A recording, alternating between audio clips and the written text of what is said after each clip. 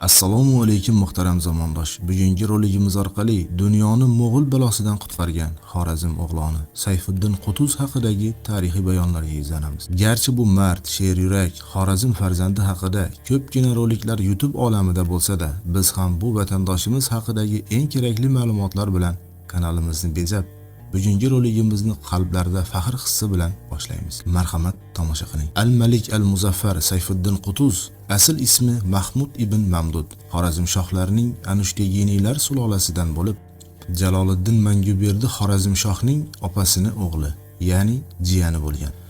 Uning tug'ilishi haqida 1231-yildan oldin tug'ilgan deb ma'lumot keltirilgan xolos. Jaloliddinning Mo'g'ullarga qarshi kurashini va ular qo'lida asir qoldirishni istamasdan o'z yaqinlarini daryoga cho'ktirishga majbur bo'lgan tog'asi Jaloliddinning ohu faryodini guvohi bo'lgan va suvga g'arq bo'layotgan yaqinlari faryodi Qutuzning bir umr yodida muhrlanib qolgan edi va Mo'g'ullardan qasos olishga qasam ichgan bo'lib, so'nggi Xorazm shoh Jaloliddin Manguberdi bilan birgalikda yurt kezgan va Mo'g'ullarga qarshi ko'plab janglarda ishtirok etgan.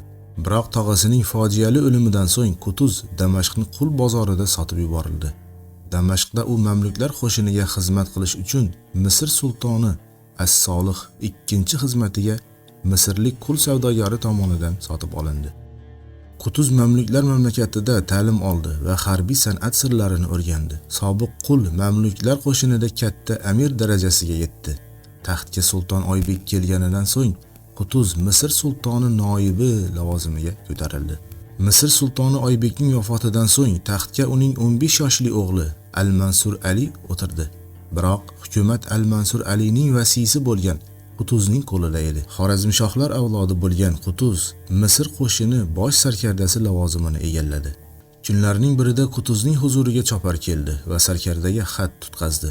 Sarkarda xatni o'qib tugatmasidan sarkardaning ko'zlari namlandi. Sababi Qutuzga 1258-yilning fevral oyida Mo'g'ul xoni Xulagoning qo'shini islom olami markazi Bag'dodni zabt etganligi, Mo'g'ullar Bag'dod xalqini qirib, shaharni vayron qilgani va Abbosiylar hukmdori va musulmonlar xalifi Al-Mustasim Billah oilasi bilan qatl ettirilgani haqida xabar kelgan edi. Qohira bo'ylab Mo'g'ullarning vahshiyliklari haqida turli xabarlar tarqala boshladi. Xaloyiqning Shom shaharlari Mo'g'ullarga taslim bo'lganiga ishongisi kelmasdi. Misrliklar Mo'g'ul qo'shini haqida gap so'zlarni eshitib vahimaga tusha boshlashdi. Mo'g'ullar qirg'inidan Misrga qochib kelgan shomliklar bo'lgan voqeani shunchalik dahshatli ta'riflar ediki, oqibatda qohiraliklar Mo'g'ullar Misrga kelishi bilan ularga qarshiliklarsiz taslim bo'lishga tayyor ahvolga tushib qolishdi. Qutuz chuqur o'yga toldi. U Mo'g'ullarning nimalarga qodir ekanligini va ularni yengish mumkinligini ham juda yaxshi bilar edi. Chunki tog'asi Jaloliddin Manguberdi bir emas, bir nechta marotaba Mo'g'ullar ustidan ajoyib g'alabani qo'lga kiritgan edi. O'shanda musulmonlar orasida yuzaga kelgan ichki nizo tufayli tog'asi kam sonli qo'shin bilan qudratli Mo'g'ul qo'shiniga qarshi yolg'izlanib qolganini esladi va xayol surdi. Hozirchi ayni vaqtda vaziyat qanday? Misr sultoni hali hech narsaga qodir bo'lmagan, endigina 15 yoshga to'lgan bola Al-Mansur Ali Mo'g'ullarga qarshi chiqa olmasdi va islom olamining so'nggi kuchli davlati bo'lgan Misr ham Mo'g'ullar tomonidan zabt etilishi arafasida turardi. Uzoq mulohaza yuritib, Qutuz yosh sulton Al-Mansur Alini taxtdan olib o'rniga o'zi sulton bo'lishga qaror qildi. Qutuzga bu qarorga kelish oson bo'lmagani aniq. U faqat shu yo'l bilan Misr va butun islom olamini, kerak bo'lsa butun dunyoni Mo'g'ul atalmish balodan saqlab qolishi mumkinligini yaxshi bilar edi. Qutuzning taxtga o'tirishi uchun Misr amirlarining roziligi kerak edi. Biroq amirlarning ko'pchiligi bunga rozi bo'lmasdi. Shu sababli 1259-yilning 12-noyabrida amirlar Qohiradan tashqariga ovga ketganlarida Qutuz yosh sultonni taxtdan yiqitdi va yosh amirni, onasini va ukasini saroylardan biriga joylashtirdi. Ularni siyosatdan butunlay chetlashtirib, Qutuz o'zini sulton deb e'lon qildi. Qutuz tarafdori bo'lgan amirlar zudlik bilan yangi sultonga qasamyod qildilar. Biroq ovdan qaytib kelgan amirlar Qutuzni bu qilmishiga qarshi bo'lishdi. Amirlar tomonidan bildirilgan qarshiliklarga javoban yangi sulton Mo'g'ullar yengilishidan so'ng taxtdan voz kechishga va'da berdi va o'zini Xorazmshohlar avlodidan bo'lgani shu sababli sulton bo'lishga loyiq ekanligini, buyuk Xorazm uchun mo'g'ullardan albatta qasd olajagini ta'kidladi. Qutuzning otashin so'zlarini eshitgach, g'azablangan amirlar tinchlandilar va uni sulton deb tan oldilar. Bu orada mo'g'ul qo'shini Shom shaharlarini vayron qilishda davom etardi. Damashq, Bag'dod, Aleppo birin-ketin mo'g'ul qo'shiniga taslim bo'ldi. Mo'g'ullarga hech kim munosib qarshilik ko'rsata olmasdi. Barchani qo'rqinch va vahima egallab olgandi. Navbat Misrga ham yetib keldi. Qutuz Mo'g'ullar xoni Xulagodan tahdidli xat oldi. Unda shunday yozilgan edi: sizlardan ilgari bizlarga qarshi chiqqan mamlakatlarning boshiga ne kunlar tushgani haqida fikrlanglar. Biz qanday qilib ulkan saltanatni barpo etganimiz va yer yuzini tartibsizliklardan qay tarzda tozalashimiz haqida bilasizlar. Biz ulkan hududlarni bosib oldik va ko'plab insonlarni o'ldirdik. Sizlar bizning dahshatimizdan qochib qutula olmaysizlar. Bizning otlarimiz tezkor, bizning kamonlarimiz uchqur, bizning qilichlarimz yashin urushi kabidir. Bizning yuraklarimiz qo'rqmas, bizning askarlarimiz qum kabi ko'p. Qal'alar bizni to'xtata olmaydi. Qo'l bilan bizlarni yengishning iloji yo'q. Xudoyingizga qilgan iltijolaringiz ham sizlarni qutqara olmaydi. Bizni ko'z yoshlaringiz va ohu nolalaringiz ham to'xtata olmaydi. Faqatgina bizdan himoya so'raganlar va bizga tobi bo'lganlargina omon qolurlar. Urush olovi shahringizni kul etmasidan javobingizni tezlashtiring. Qutuz javobni uzoq kuttirmadi. U mo'g'ullar elchilarini boshlarini tanasidan judo qildirib, Qohira va Babzveyla shaharlari darvozalariga osib qo'ydirdi. Xorazm, Bag'dod va Suriya qulaganidan so'ng Misr islom olamining yaqin sharqdagi yagona umidi edi. Shu tariqa islom va hatto g'arbdagi nasroniylarning kelajagi ham ushbu urush natijasiga bog'liq edi. Misr qo'shinining soni qancha bo'lganligi aniq emas. Irvinning fikriga ko'ra Qutuz qo'shini 100 ming atrofida bo'lgan. Biroq Qutuz askarlarining asosiy qismini tajribasiz ajnab jangchilari va turkman kavaleriyasi tashkil etardi. Shuningdek, Misr sultoni qo'shini safiga mo'g'ullar tarkibidan Suriyaga, so'ng Misrga qochib kelgan Shahrazur qurtlar va Ayyubiylar sultoni Al-Mansur kelib qo'shiladi.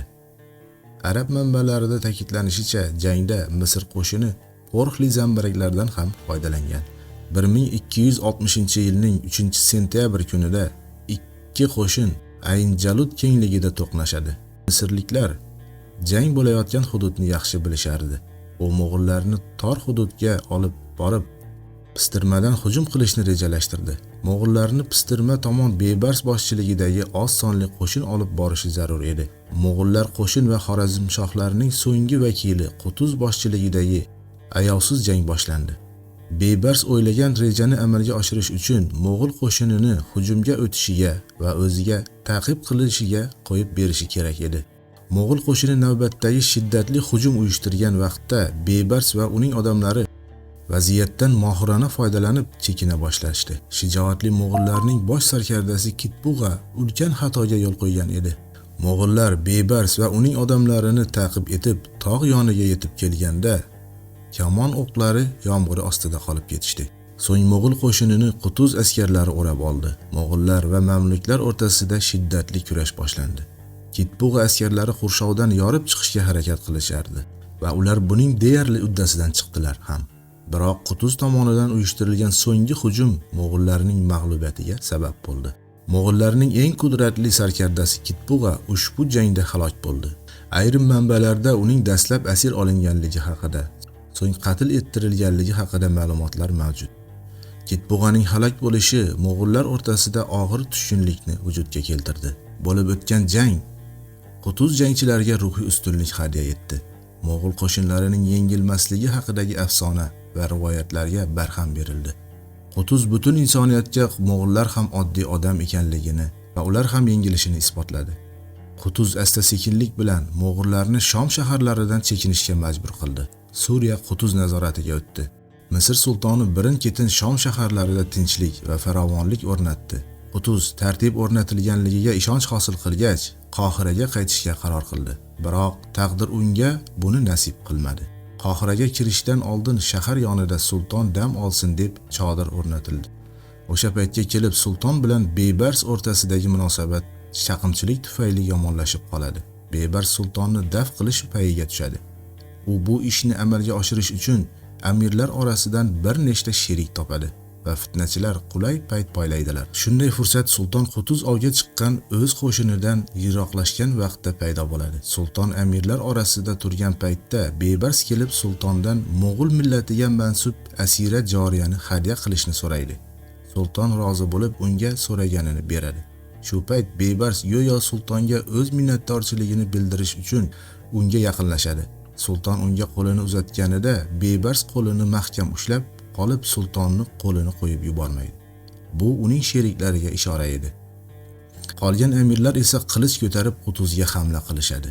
Oqibatda sulton Qutuz Zulqada oyining 15-sanasida halok bo'ladi. Uning boshqaruvi 11 oy va 17 kun davom etgan bo'lsa-da, shu qisqa hukmronlik vaqtida butun dunyoni Mo'g'ul balosidan qutqargan desak, aslo xato bo'lmaydi.